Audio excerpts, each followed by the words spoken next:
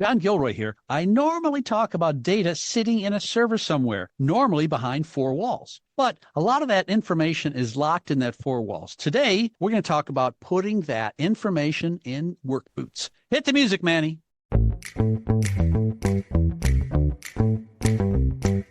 Welcome to the Federal Tech Podcast, where industry leaders share insights on innovation with a focus on reducing cost and improving security for federal technology. If you like the Federal Tech Podcast, please support us by giving us a rating and review on Apple Podcast. Welcome to the Federal Tech Podcast, the podcast that connects you to federal technology leaders. My name is John Gilroy, and I will be your moderator. You know, I've done over 1,000 interviews. We've talked about data in a data center here and there, and security and compliance and everything else. But you know what? Everyone's got a phone now. It's important to know how you can unlock that data and have it in someone's hands. And if you look at the federal world, a lot of these people are in law enforcement and security, and they have to have that information right at their fingertips. I thought it'd be a good idea to bring in Bob Griffin. He's the chairman of a company called Siren, and maybe he can explain how innovation maybe not only applies to the server and not only applies to software development, but maybe Bob can explain how innovation applies to people out on the streets doing dangerous things. So Bob, give us a thumbnail sketch of your company before we talk about Siren 14. Well, thanks for having me, John. I really appreciate it. Siren is a technology company that builds capabilities around bringing together disparate information and allowing our users to mine, access, and analyze that information to accelerate their mission, whether that be around counterintelligence, whether that be around law enforcement, whether that be around criminal activity, fraudulent detections, issues like that. So what we've done is we've put together what I think is one of the finest platforms in the world, and it has allowed us to accelerate and help our clients accelerate their mission. Your product has a direct, bullseye target on law enforcement. So tell me, what is the biggest challenge for law enforcement right now? Well, I think the biggest challenge for law enforcement is finding the correct information as fast as possible, specifically when you're talking about trying to do things like lead generation. Let me give you an example. An officer comes up to the scene of a crime. There are witnesses there, and they say, gee, we thought we saw two white or Hispanic males leaving the scene. We saw them leave in a blue Chevrolet. One of them looked like they were brandishing some kind of weapon. But we noticed that them accelerating at a high speed pace as they were leaving the scene of this incident. With that kind of information, an officer can go into a law enforcement environment like Siren, and we can say, okay, show us anybody that has had contact with police or is in any of your disparate databases that has ever committed crimes like the one we're investigating, has ever driven blue Chevrolet Caprices, meets the requirements of a particular height and a particular weight and a particular demographic. In law enforcement, it's the 80-20 rule, right? 80% of all crime is committed by 20% of the criminal population. These guys have done something wrong before. They didn't just wake up one day and decide to rob the Wells Fargo Bank. They've worked their way up to that. So they're probably in your database or your neighbor's database or a series of disparate databases. In the law enforcement world, we've had these challenges over time of all of these various operational databases that people are using to your point, to store information in the back office, right? It could be things like your record management system, which is the traditional database of contact with police. It could be a sex offenders registry. It could be a gang database. It could be a homicide database. The challenge is that they don't talk to each other. So if I'm looking for, a bad guy, I may have to sit down at 1, 2, 3, 4, 5, 10 different terminals and search for those. What we've done is we brought all of that information together in a single search environment, and we've allowed that information to be presented to the officer or the analyst, and they can make those kinds of real-time decisions about finding potential suspects so they can accelerate their mission and close the case as quickly as possible. Well, I like the idea of pulling up into a federal warehouse and seeing a suspicious car and then getting information before you do anything. I think that's wise. And I know it sounds pretty simple that you watch these movies, they do it all the time. They have the information in 3 seconds. But you know what? My experience has proven that, you know, this simple thing is pretty hard to pull off. You know, if you go to a symphony and you watch someone, you know, play the piano, well, they may have spent 10,000 hours on that one piece of music, concerto. So it's like what you're trying to do is put a powerful tool in the hands of a law enforcement person that really has got a whole lot of complexity behind it. I mean, this is not easy, that kind of search, is it? No, it's not. In fact, you know, the world of bringing all of that information together is very complex. We've simplified that from a user interface perspective, right? So if I'm an officer, I can take as an example on my mobile device, like my MDT in the car or my phone, and I can enter parameters around, you know, show me a male of this demographic that maybe has relationships with these kinds of weapons or these kinds of vehicles and so forth. And from their perspective, it's seamless. From their perspective, it's like, this is the information I need. I need it as quickly as possible. And I need to be able to have it in the vernacular that I can understand. You know, the interesting thing about technology is it can move faster than the speed of threat. The challenge with technology is how quickly can we assimilate what technology is trying to tell us, right? The most overused expression in this world is, let's go connect the dots. Well, if you've got 42 million dots and you only care about 3 of them, you can figure out what are those 3 dots you care about and how quickly can you do it. We've solved that problem through Siren 14 and our capabilities and our platforms to give them that relevant information as quickly as possible, and most importantly, at the point of operation.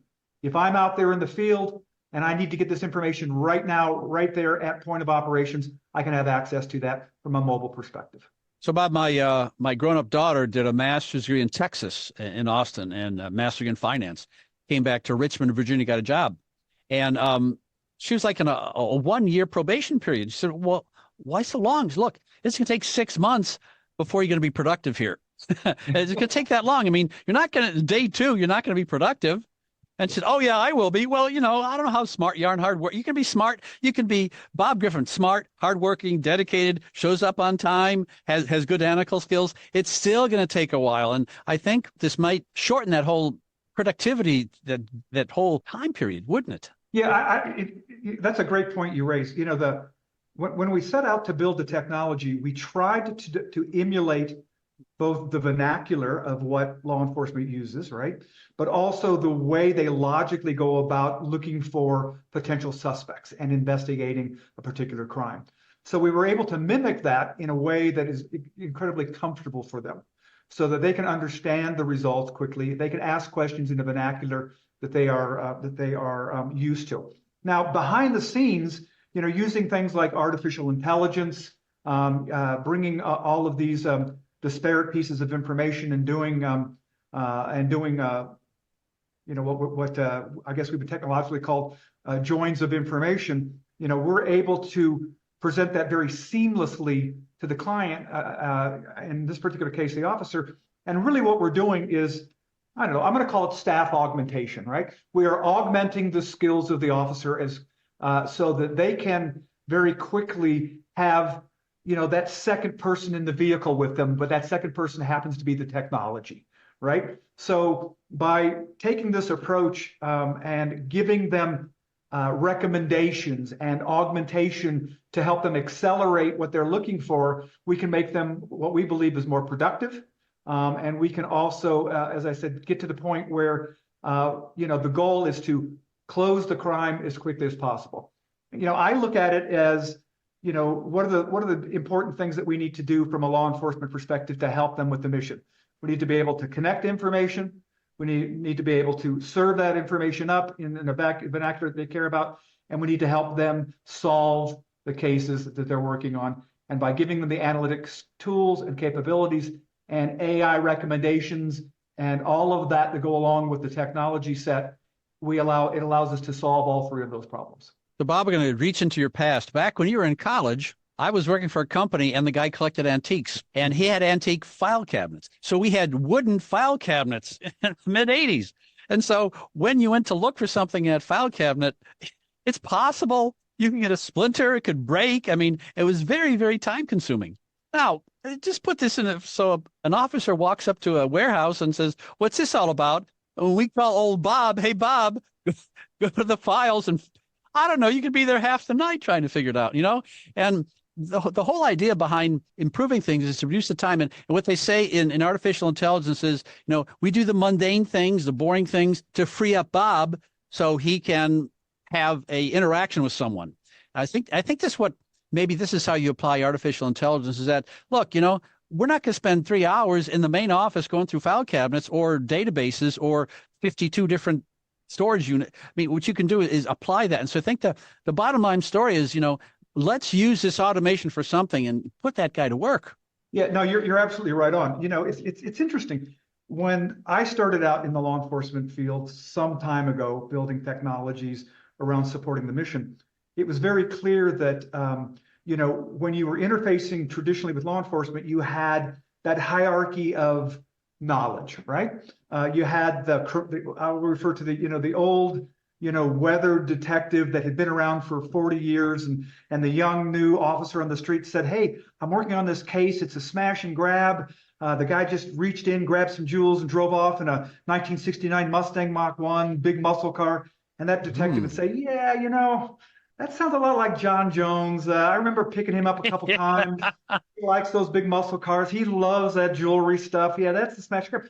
Well, all of that, John, that's institutional memory. And the problem with institutional memory is it's retiring, it's leaving, it's going on to other things.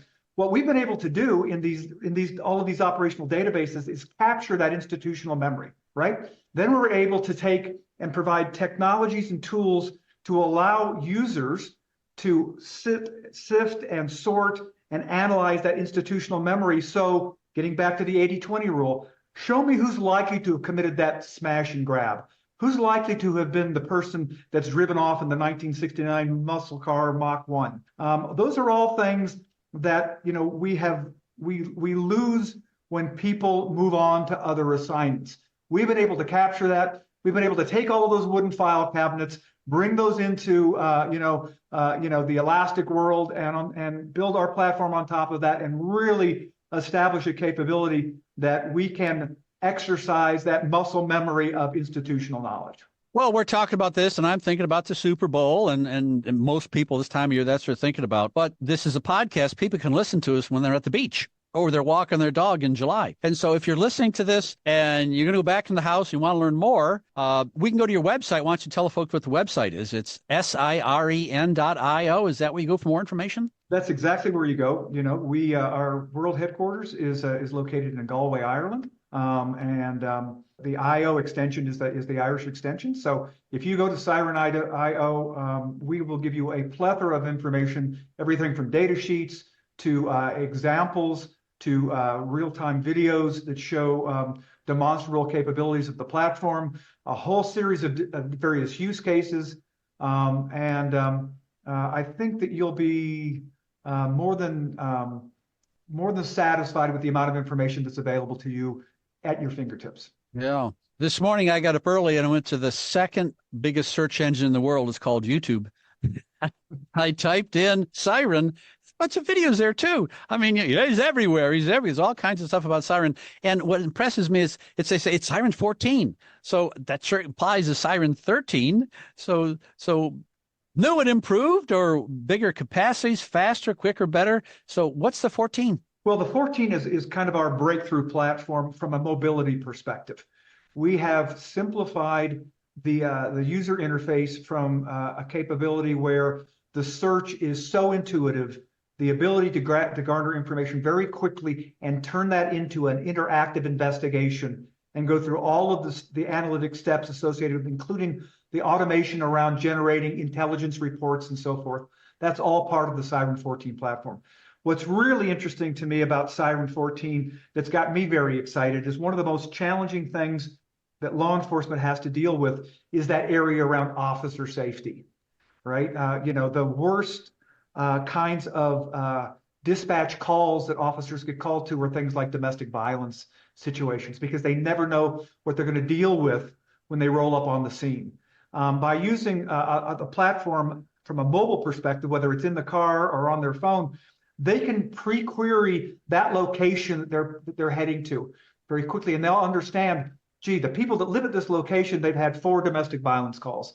The individual that is a resident is a prohibited possessor, at one time owned these firearms, and so forth. So these are things that they can be much more prepared for, and it will provide them a capability that will continue to not only accelerate the mission of facilitating an arrest and closing the case, but also make sure that they are protected as much as possible, and they have all of the information that they need available prior to entering the scene. Well, another story from my past. In 1968, I lived next door to a cop, and the cop was involved in riots. And two families got together, and we prayed that he'd come home that night. And I'm sure there's people who are listening who have loved ones who are law enforcement officers. And you better believe it. If I had a son who's doing that, I'd pray and do everything you possibly can to increase that safety in that situation. I think people don't realize how dangerous that world is. I sure do. I lived through, at least vicariously through stories growing up, and bad things happen to good people, and we ought to do as much as you can to prevent that. Absolutely. You mentioned connecting the dots. Well, I'm going to try to connect maybe 3 or 4 dots here. So someone shows up on site and they see something and they try to see what's going on. And so there's local classified information, and then there's external information, and it may be sitting at different sources, huh? And so is that part of the magic sauce for Siren 14? So not only can it reach out and find the information, but present it in a mobile format. Yeah, that's exactly correct. It's interesting. We built the paradigm of this company really was built on, how do we have access to information in a variety of different forms and formats, and make that information available to the end user, right? And that information could be, as I mentioned earlier on, it could be record management information. It could be operational databases like sex offenders registries and court citations, but it could also be open source information. It could be signals intelligence. It could be a variety of different things that are classified information in some cases, right? Open source capabilities, dark web information. By being able to have access to all of that in a seamless environment and present the results of that seamlessly on a mobile perspective at your fingertips, in a phone, as an example, on a tablet, at the MDT in the car, and so forth, gives those officers, gives those users a decisive advantage that they didn't have before. We're starting to hear our clients use this as a verb. We're starting to hear people say, hey, I know you went to that gang shooting. Did you siren the scene? Oh, that's a big pat in your back, isn't it? Yeah. When we hear that, we love that. So,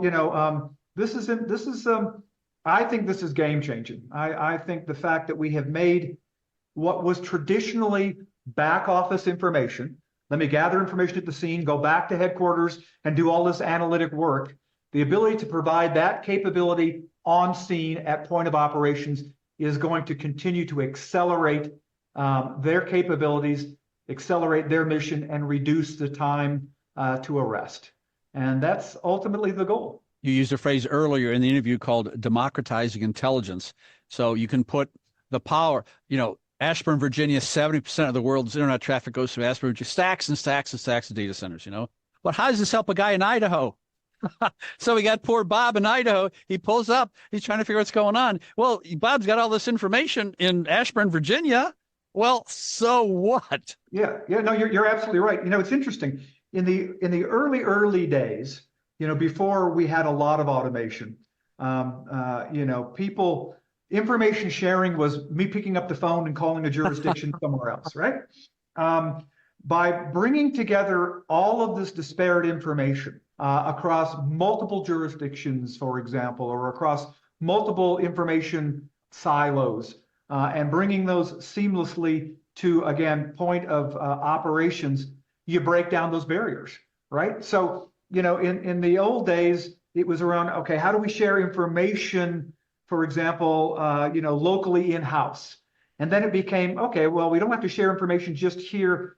For example, in Tucson, I want to share it with the sheriff at Pima County because he's relevant to my investigation. Well, if I can solve that problem, then how do I solve that problem of sharing information with Phoenix and Tucson? Well, if I can solve that intrastate problem, I can then solve the interstate problem. I want to share information with California and with Arizona and with Nevada because there's a ton of methamphetamine traffic that goes around the desert that way and so forth. By providing the technologies that we have, by bringing this all together from a seamless interface perspective, by putting it at the point of operations, we're breaking down those barriers. And that's going to allow people to do those kinds of things that they were unable to do in the past.